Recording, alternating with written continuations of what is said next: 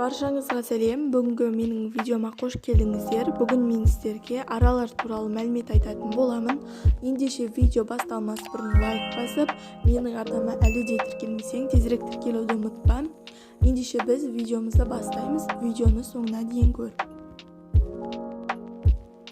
Ара қанатты ұшуға икемі бар, қорегі гүл шырыны. Ерекшелігі бал жинайтын жәндік. Оның балы жер бетіндегі ең ұзақ сақталатын өнім. Кем дегенде 3000 жылға жуық сақталады. Тек сақталып қана қоймайды, мыңдаған ауруға ем. Ең жаман дегендерді де емдейді. Бірақ араның да түрлері бар. Анық бал жинайтын аралар болады және тек қоректенетін аралар да болады. Аралардың күнделікті адам пайдаланатын азық-түлікке тікелей әсер ететінін білесіз бе? Жер бетіндегі өсімдіктер мен азық-түліктің 90%-ын жеуге пайдаланылады. Ал сол пайдалы өнімнің 70%-ын жарамды етіп, ағзаға жетуге жол ашып беретін аралар. Банан, алма, алмұрт сынды жемістер осы қатарға кіреді. Егер аралар жойылып кететін болса, аталған азық-түліктің пайдалы түрі күрт азайып аштық орнайды. Мақта жер бетіндегі киім өндірісіне ең қажетті және ең құнды материал. Оны бүкіл әлемдік тігін өндірісінің басшылары мойындайды. Мақта өнімдеріне деген сұраныс жыл сайын артып отыр. Ең қарапайым жейде мен джинси шалбарлар да осы мақтадан алынады. Ал аралар осы мақтаның өсуіне және оның жетілуіне әсер етеді. Жұмысшы ара небәрі 30-35 күн ғана өмір сүреді. Бал арасы өте еңбекқор жәндік.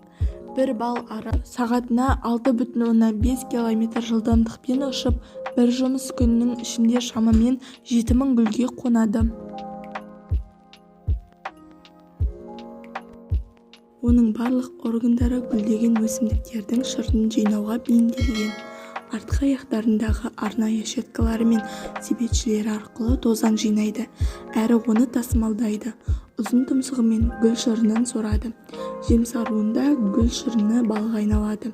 Тіпті тапқан шырыны өсімдіктері біріне бір хабарлайтын күрделі хабарлауыш жүйесі де бар. Ал осы бал арасына осынша бал не үшін қажет?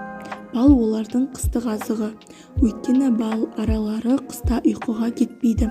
Желтоқсан немесе қаңтар айларында өсімдіктер гүлдемейтіні белгілі. Міне сондықтан жаз бойы еңбектенеді. Осылай қажетінен әлде қайда артық қор жиналады. Ол өздеріне де адамдарға да жетіп жатыр. Бұдан басқа балауыз ұяшықтарында болашақ аралар, яғни дернәсілдер болады. Ересек аралар оларды да балмен және гүл тозаңымен қоректендіреді. Бал жинайтын аралардың бір мезгілде балды балауызға құйып әрі дернәсілдерді қоректендіруі мүмкін емес. Аралар өздері де солай істемейді. Оларда еңбек түрі қатал, біреулері тамақ тауып ұяға келеді, екіншілері оны алып балауызға құяды, үшіншілері балауызды тазартады, төртіншілері қанаттарымен ұяны желдетеді, бесіншілері күзетшілік қызметін атқарып, ұяның есігін бағады және жауларын ішке кіргізбейді, алтыншылары дернәсілдерді тамақтандырады. Осының барлығын жұмысшы аралар атқарады.